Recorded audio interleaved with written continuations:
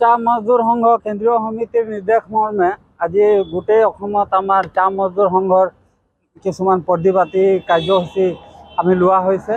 বিশেষকৈ অসমত বৰ্তমান চলি থকা এই নাৰী নিৰ্যাতন ধৰণে কাৰ্যৰ বাবে লগতে মূল্য বৃদ্ধি আৰু এই স্মাৰ্ট মিটাৰ যিটো অসমত এতিয়া বৰ্তমান লগাইছে স্মাৰ্ট মিটাৰ, সেই স্মাৰ্ট মিটাৰৰ প্ৰতিবাদত আমি আজি কাৰ্যসূচীখন লৈছোঁ। বিশেষকৈ বৰ্তমান যি অৱস্থা মূল্য বৃদ্ধিৰ আৰু আমাৰ চাহ শ্ৰমিকৰ যি হাজিৰা সেইটোক লৈ আমি বহুত মানে ভুক্তভোগী হৈ আছোঁ। তো গতিকে এইটো সময়ত এনেকুৱা যি মূল্য বৃদ্ধি হৈছে, এতিয়া ধৰক খাদ্য সামগ্ৰী অত্যাৱশ্যকীয় সামগ্ৰীৰ মূল্য বৃদ্ধি আৰু বিশেষকৈ চাহ শ্ৰমিকসকলৰ যিটো ন্যূনতম হাজিৰা সেইটোক লৈ আৰু লগতে এতিয়া স্মাৰ্ট মিটাৰ যিটো লগাব ধৰিছে, সেই স্মাৰ্ট মিটাৰৰ যিখিনি মানে তাত আহিছে টকা পইচা যিটো বৃদ্ধি হৈছে তাক লৈ আমাৰ গোটেই অসমতে আজি আমাৰ অসম চাহ মজদুৰ সংঘৰ নিৰ্দেশ মৰ্মে আমি প্ৰতিবাদী কাৰ্যসূচী লৈছোঁ। বিশেষকৈ আমাৰ অসম চাহ মজদুৰ সংঘ মহিলা সমিতি আৰু অসম চাহ মজদুৰ সংঘ যৌথভাৱে এই কাৰ্যসূচীখন লোৱা হৈছে। কিমান মহিলা ওলাইছে?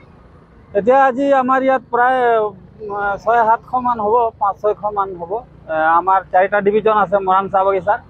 4টা ডিভিজনে প্ৰতিটা ডিভিজনৰ প্ৰায় সকলো মহিলা ওলাই আহিছে। আজি কামৰ পৰা ছুটি কৰি পোনে চব এই প্ৰতিবাদী কাৰ্যসূচীটো ল'বলৈ আহিছে। শ্ৰমিকৰ ঘৰত যিটো আগৰ পুৰণা মিটাৰ লগাব লাগে আৰু স্মাৰ্ট মিটাৰ আমাক নালাগে, আমাক এইটো বন্ধ কৰক। আৰু আমাৰ যিখিনি আমাৰ নাৰীৰ ওপৰত যি নিৰ্যাতন চলি আছে সেইবিলাক বন্ধ কৰিব লাগে, তাকে আমি অনুৰোধ জনাইছোঁ চৰকাৰক। আৰু যি মূল্যবৃদ্ধি বাঢ়ি আছে বস্তুবিলাকত সেইবোৰ আমাক ৰেহাই মূল্যত কৰক, বন্ধ কৰা। সেইবিলাক যিবিলাক আমাৰ বস্তুবিলাক দাম বাঢ়ি আছে আমাক সেইবিলাক বন্ধ কৰক।